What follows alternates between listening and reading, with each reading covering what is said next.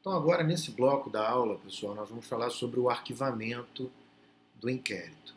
Começo dizendo que, na verdade, rememorando algo que eu já disse anteriormente, é que o artigo 17 veda que o delegado de polícia arquive o inquérito. Tá? Então, o arquivamento ele não se faz jamais por ato do delegado de polícia.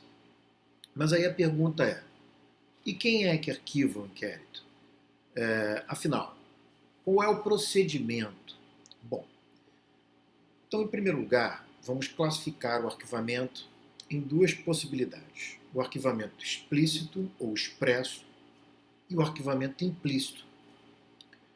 O arquivamento expresso é aquele que eu vou tratar primeiro, porque ele tem uma previsão legal, enquanto o arquivamento implícito ele é decorrente de uma compreensão teórico-doutrinária desenvolvida especialmente pelo professor Hélio Tornag, mas que tem amparo na jurisprudência.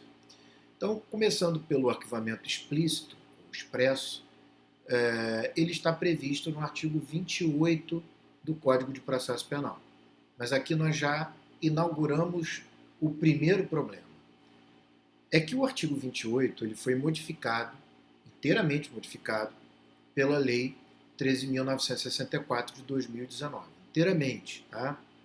Essa lei que entraria em vigor, ela entrou em vigor, mas em que alguns dispositivos entrariam em vigor e acabaram com a sua eficácia suspensa.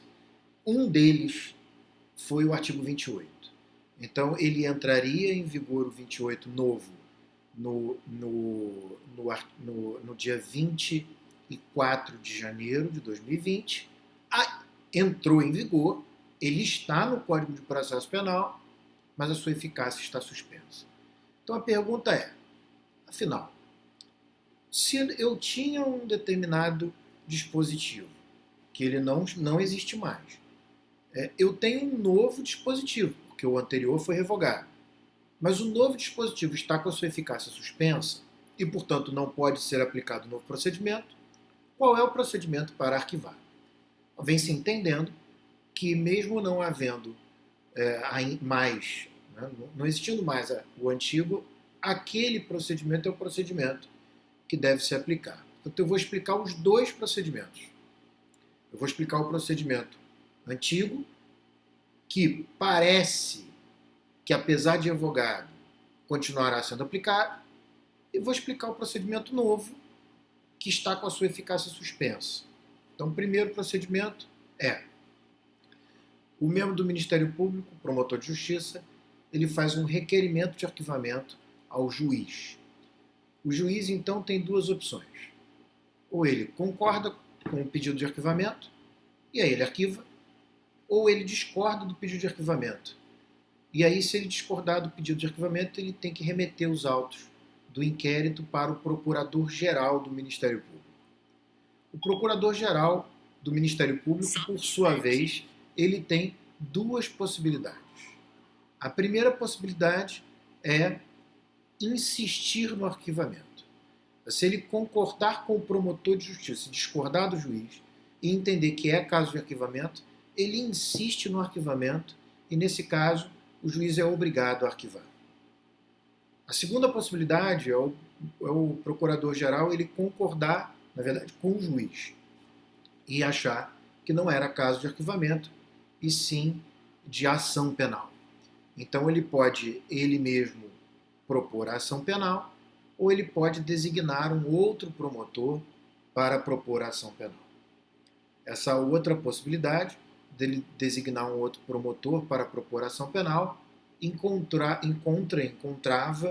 alguma objeção dentro do próprio Ministério Público, como é o caso do professor Afrânio Silva Jardim, que era membro do Ministério Público, que entendia que essa previsão ela violava, primeiro, o princípio do promotor natural, não se pode designar promotor para propor a ação penal, tem que, na verdade, ir para o cargo, né, para o órgão do Ministério Público, e segundo, viola a autonomia funcional do promotor. Então, se considerado a inconstitucionalidade dessa outra opção, caberia ao procurador-geral propor a ação penal.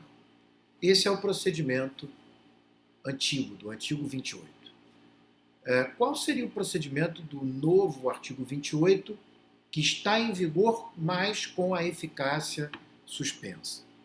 É o próprio membro do Ministério Público quem arquiva, só que ele tem que tomar algumas providências. Ele determina o arquivamento, ele não vai ser fiscalizado mais pelo juiz, porque, na verdade, o juiz não deveria fiscalizar a propositura da ação penal. Me parece que isso é muito mais coerente com o sistema acusatório. E o membro do Ministério Público, então, ao determinar o arquivamento, ele tem que tomar 4 providências: comunicar à vítima, comunicar ao próprio investigado, comunicar à autoridade policial e encaminhar os autos do inquérito com o pedido de arquivamento para uma revisão na instância superior do próprio Ministério Público, que vai realizar a homologação, ou seja, ele vai analisar se de fato era caso de arquivamento e homologa o arquivamento. Tá? Ou seja, é uma instância superior dentro do Ministério Público que verifica se de fato era ou não era caso de arquivamento. Se a vítima não concordar com o pedido de arquivamento, ela tem um prazo de 30 dias para submeter a matéria, peticionar e submeter a matéria à revisão da instância superior do órgão do Ministério Público, conforme for disposto na lei orgânica de cada Ministério Público, de cada Estado. Enfim, deve haver na lei orgânica a previsão de um órgão competente para receber os pedidos de revisão formulados pela vítima. Tá? Quando a vítima for a União, os estados, municípios, essa revisão pode ser pedida pelo chefe do órgão a quem couber a representação judicial de cada um desses entes. Então, cada ente tem lá um chefe do órgão que cabe a representação judicial. Então, as procuradorias, de uma forma geral, ou a advocacia da União, ele pode pedir a revisão do pedido de arquivamento formulado pelo Ministério Público, da determinação de arquivamento realizada pelo Ministério Público, e esse pedido de revisão vai para o órgão de revisão ou de apreciação desse pedido de revisão, que está definido na lei orgânica do Ministério Público. Infelizmente, criou-se uma situação um tanto estranha, que é uma lei que entrou em vigor, que revogou o artigo 28, que estabeleceu um novo artigo 28, mas cuja eficácia foi suspensa.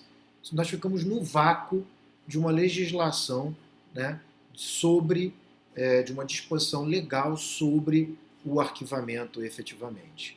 Então, a mim parece que, a despeito da revogação, continuará se aplicando o que se aplicava antes, que é o pedido ao juiz. Tá? Muito bem, eu vou encerrar aqui esse bloco, mas vou continuar falando de arquivamento no próximo bloco.